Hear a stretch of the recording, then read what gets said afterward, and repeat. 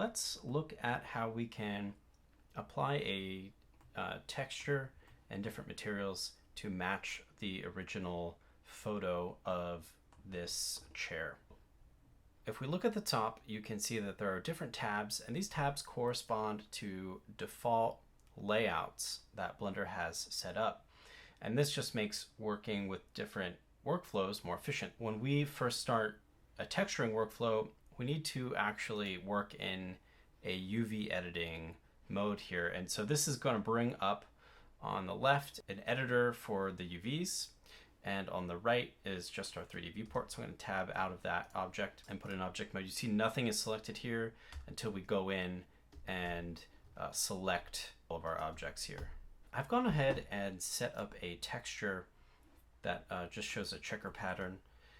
And what we can see is that this checkered texture is not being evenly applied across the polygonal objects. There's sort of a really large checker square here, and over here it's very thin and sort of stretched. This can happen for a couple reasons. The main reason is we haven't actually laid out our UVs yet. So if I press tab, we can see that our UVs on the left are from the original plane that we started modeling from. And obviously this object is far more complex than a plane. So what we want to do is first check to see that our scale of our object, so I'm going to tab out here and just open up this menu, make sure that our scale is set to 1. And so it is on these, so let me just go and check the other ones. Looks like we have an X scale here that's been adjusted, so let's just do Control A and apply our scale, and you can see that resets it to 1. Don't type 1 in here, you'll actually scale your object rather than reset it. So let's do Control A for this, reset that to 1. These are looking okay.